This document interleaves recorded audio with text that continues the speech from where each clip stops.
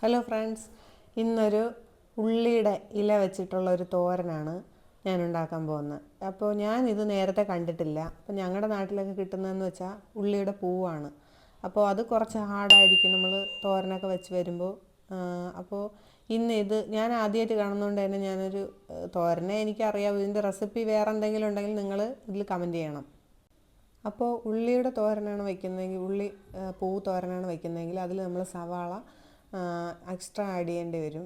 പക്ഷേ ഇതിൽ അതിൻ്റെ ആവശ്യമില്ല. ഇതിൻ്റെ വേര് ഭാഗം മാത്രമേ നമുക്ക് മുറിച്ച് കളയേണ്ടുള്ളൂ. ബാക്കി ഭാഗം, അടിയിലത്തെ ഭാഗം സവാള പോലെ തന്നെയുണ്ട്. ചെറിയ സവാളയാണത്. അപ്പോൾ അത് അരിഞ്ഞിടുമ്പോഴത്തേക്കും സവാളയ്ക്ക് പകരം നമുക്കത് ഉപയോഗിക്കാവുന്നതാണ്. അപ്പോൾ ഞാൻ മുഴുവനായിട്ട് അരിഞ്ഞെടുത്തിട്ടുണ്ട്.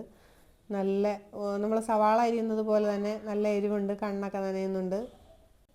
വേറൊന്നുമില്ല, ഇത് നമ്മൾ സാധാരണ തോരൻ വയ്ക്കുന്നത് പോലെ തന്നെ, ഉള്ളിപ്പൂ തോരൻ വയ്ക്കുന്നത് പോലെ തന്നെ അതിൻ്റെ ലീഫും അതുപോലെ തന്നെയാണ് തോരൻ വയ്ക്കുന്നത്. എനിക്ക് പൊതുവേ പണ്ട് മുതൽ ഇലക്കറികളൊന്നും എനിക്ക് ഇഷ്ടമില്ലാത്ത ഒരാളായിരുന്നു. പക്ഷേ ഇവിടെ ചേട്ടനെ കല്യാണം കഴിച്ച ശേഷം ചേട്ടന് ഭയങ്കര ഇഷ്ടമാണ്. എന്നും ഒരു ഇലക്കറി ഭക്ഷണത്തിൽ ഉൾപ്പെടുത്തണമെന്നാണ് പറയാറ്.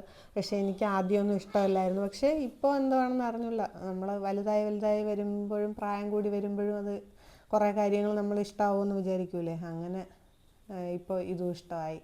പക്ഷേ ഇത് നല്ല രസമാണ് കേട്ടോ. മറ്റേ ഉള്ളിപ്പൂ പോലെ ഒരുപാട് ഹാർഡൊന്നുമല്ല. നമ്മൾ ഇത് അരിഞ്ഞ് കഴിയുമ്പോഴത്തേക്കും വളരെ സോഫ്റ്റായിട്ട് വരും. ലീഫ് പോലെ തന്നെ, നമ്മൾ ഇലത്തോരനൊക്കെ വയ്ക്കൂലേ, അതുപോലെ തന്നെയാണ് ഇതുള്ളത്. അപ്പോൾ ഇന്ന് ഉച്ചയ്ക്ക് കഴിക്കാനായിട്ട് ചോറിൻ്റെ കൂടെ ഈ ഉള്ളിയുടെ ലീഫ് തോരൻ വെച്ചതും മുളകിട്ട മീൻകറിയും മത്തിയാണ് വെച്ചത്. മത്തി ഫ്രൈയും ആക്കിയിട്ടാണ് ഇന്ന് കറി ഉണ്ടാക്കിയത്. അപ്പോൾ ഇന്ന് ചേട്ടൻ വന്നിട്ട് ഉച്ചയ്ക്ക് ചോറ് കഴിക്കുകയാണ്. ടേസ്റ്റ് ചെയ്തിട്ട് അടിപൊളിയാണ്, നല്ല ടേസ്റ്റാണെന്നാണ് പറയുന്നത്. ചേട്ടന് ഭയങ്കര ഇഷ്ടമാണ് ഇങ്ങനത്തെ എന്നും ഇങ്ങനെ ഓരോ ഇലക്കറികൾ വെച്ച് കൊടുത്താൽ ആൾ സന്തോഷവാനായിരിക്കും.